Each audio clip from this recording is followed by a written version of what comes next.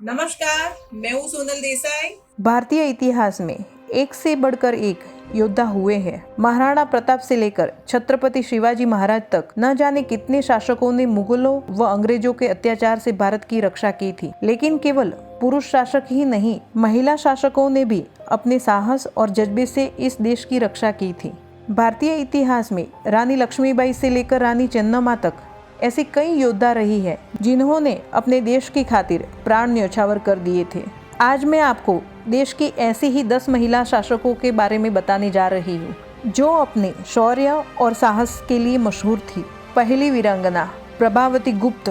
प्रभावती गुप्त को भारतीय इतिहास की पहली महिला शासिका के नाम से भी जाना जाता है। प्रभावती ने 4वीं शताब्दी के दौरान शासन किया था। वो सम्राट चंद्रगुप्त की पुत्री थी। प्रभावती का विवाह वाकाटक नरेश रुद्रसेन द्वितीय से हुआ था, लेकिन कम उम्र में ही रुद्रसेन की मृत्यु हो गई थी। बाद में प्रभावती ने वाकाटक की संरक्षिका बनकर शासन किया। दूसरी वीरांगना रानी दिद्धा। रानी दिद्धा कश्मीर की पहली महिला शासिका हुआ करती थी, जिन्होंने 10वीं शताब्दी के करीब कश्मीर में शासन किया था। वो काबुल के शाही परिवार से ताल्लुक़ रखती थी। रानी दिद्धा लोहार वंश की राजकुमारी और उत्पल वंश की शासिका रानी थी। उन्हें वीर रानी के नाम से भी जाना जाता है। तीसरी वीरांगना रानी रुद्रमा देवी। रुद्रमा देवी 13वीं शताब्दी में काकतीय वंश की महिला शासिका थी। रुद्रमा देवी की सबसे खास बात ये थी कि उन्होंने अपने शासनकाल में समाज के निचले तबके के लोगों को अपनी सेना में भर्ती किया था और उन्हें सम्मान दिया था। रुद्रमा देवी ने पूर्वी गंग व यादव राजाओं से युद्ध लड़ा था और विजय प्राप्त की थी। चौथी वीरांगना रजिया सुल्तान। रजिया सुल्तान तुर्क इतिहास की पहली महिला शासिका थी। वो मुगल सम्राट इल्तुतमिश की बेटी थी। इल्तुतमिश की मौत के बाद रजिया को राजगादी सौंप गई क्योंकि वो ज़्यादा काबिल थी। रजिया ने 1236 से ईस्वी सन 1240 तक दिल्ली सल्तनत पर शासन किया था। रजिया सुल्तान दरबार में पुरुष की भांति जाती थी। पांचवी वीरांगना रानी दुर्गावती। रानी दुर्गावती कालिंजर के चंदेल राजाओं की बेटी व गोंडवाने के आदिवासी राज्य की रानी थी। विवाह के कुछ ही साल में पति की मृत्यु के बाद रानी ने स्वयं शासन की बागडोर संभाली। इस दौरान मालवा के मुस्लिम राजा बाजब बहादुर ने गोंडवा पर कई हमले किए, लेकिन हर बार उन्हें रानी दुर्गावती के हाथों पराजित होना पड़ा। इसके बाद रानी ने मुगल सम्राट अकबर से भी युद्ध लड़ा था। छठी वीरांगना अहल्याबाई होलकर।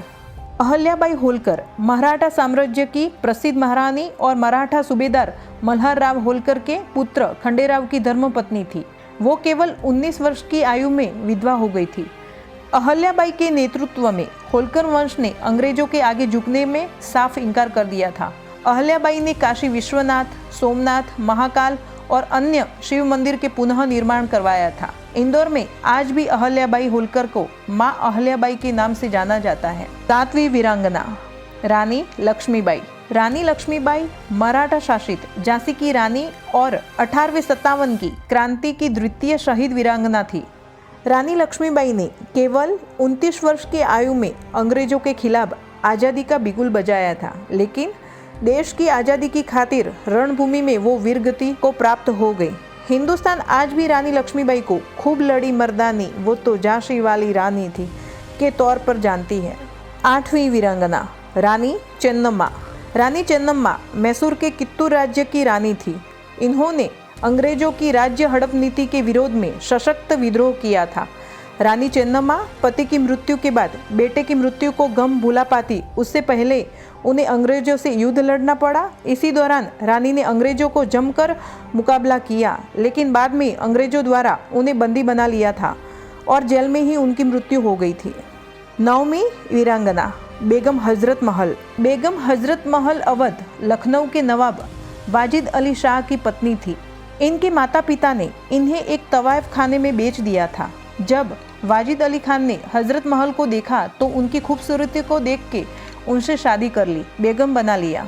जब अंग्रेजों ने अवध को हथियाने का प्रयास किया तो नवाब ने हथियार डाल दिए, लेकिन बेगम हजरत महल ने अपने लोगों को एकजुट कर अंग्रेजों के खिलाफ युद्ध का ऐलान कर दिया था।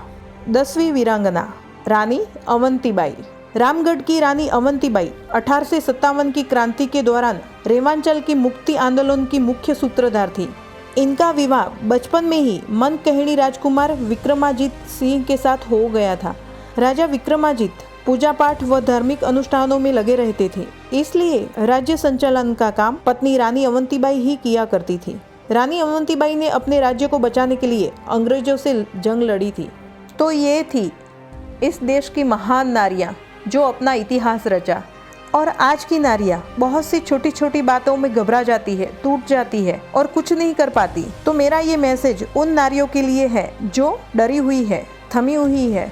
मेरा ये मैसेज सुन के अपने आप को जागरूक कीजिए और आगे बढ़िए और अपनी लाइफ को, अपनी ज़िंदगी को महान बनाइए।